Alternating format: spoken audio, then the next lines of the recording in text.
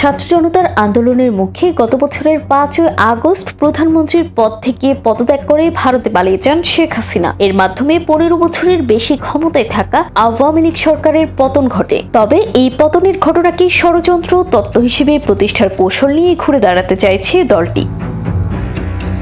দলটির বক্তব্য হচ্ছে, দেশি বিদেশি ষড়যন্ত্রে শেখ হাসিনার সরকারকে উৎখাত করা হয়েছে। একই সঙ্গে আওয়ামী লীগ আরও ভরসা করছে অন্তর্বর্তী সরকারের ব্যর্থতার উপর। আইন শৃঙ্খলা পরিস্থিতি নিয়ন্ত্রণ সহ বিভিন্ন ক্ষেত্রে সরকারের ব্যর্থতা দলটির রাজনীতিতে ফেরার পথ সহজ করেছে বলে এর নেতাদের অনেকে বলেছেন। তবে জুলাই আগস্টের আন্দোলনে দমন নীতি চালানো ও হত্যাকাণ্ডের ঘটনা নিয়ে আওয়ামী লীগের অনুশোচনা প্রকাশের কোনো ইঙ্গিত এখনো নেই। এ নিয়ে রাজনীতিতে সমালোচনা রয়েছে।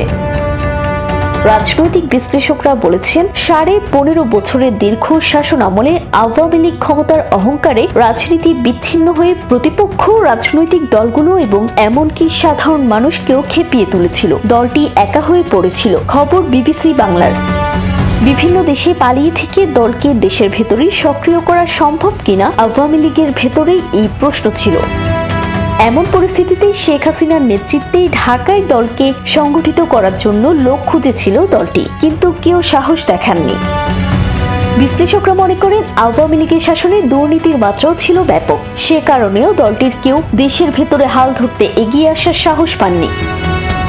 তবে বিভিন্ন দেশে আশ্রয় নেওয়া আওয়ামী লীগের কয়েকজন নেতা জানিয়েছেন, 1 বছর ধরে ভারতে অবস্থান করেই শেখ হাসিনা জেলা, উপজেলা এবং এমনকি ইউনিয়ন পর্যায় পর্যন্ত নেতাকর্মীদের সঙ্গে টেলিফোনে যোগাযোগ রেখেছেন। ভার্চুয়ালি অনেক বৈঠকও করেছেন। এখন সেই যোগাযোগ আরও বেড়েছে।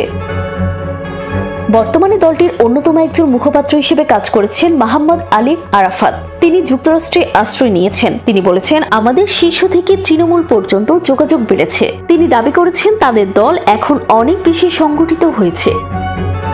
গত মাসে গণঅভ্যুত্থানের ছাত্র নেতৃত্বের দল এনসিপির কর্মসূচি ঘিরে গোপালগঞ্জে যে হামলার, সংঘর্ষ, সহিংসতায় প্রাণহানির ঘটনা ঘটেছে, আওয়ামী লীগের নেতারা বলেছেন, গোপালগঞ্জে তাদের দলের নেতাকর্মীদের সঙ্গে সাধারণ মানুষ প্রতিরোধ করেছিল, যা তাদের মনোবল বাড়িয়েছে। কিন্তু সেই ঘটনার পর গোপালগঞ্জে আওয়ামী লীগকেও ক্র্যাকডাউনের মুখে পড়তে হয়েছে। সেখানে 13টি মামলায় 15,000-এর বেশি আসামি করে গ্রেপ্তার অভিযান চালানো হয়েছে। অবশ্য দেশের অন্য এলাকায় গোপালগঞ্জের মতো শক্তি দেখানোর মতো সাংগঠনিক অবস্থা এই মুহূর্তে দলটির নেই। দলটির নেতারাও বলেছেন, এখন তারা শক্তি ক্ষয় করতে চান না। তারা নিজেরা আরো সংগঠিত হয়ে সুযোগ বুঝে মাঠের রাজনীতিতে অবস্থান তৈরির চেষ্টা চালাবেন। তবে যুক্তরাষ্ট্র সহ পশ্চিমাদের সমর্থন পেতে আন্তর্জাতিক পর্যায়ে আওয়ামী লীগ বেশ তৎপর।